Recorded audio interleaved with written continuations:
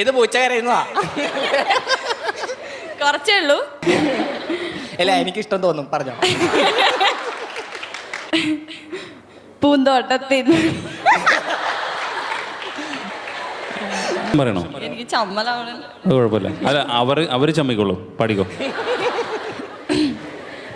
പൂന്തോട്ടത്തിന്മേൽ പുരയിൽ പൂച്ച പാല് കുടിക്കുന്നു.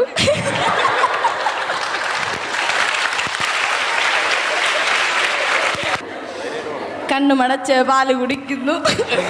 ഒരു ഇവന്റ് ആയിരിക്കുന്നത് സത്യം പറഞ്ഞാൽ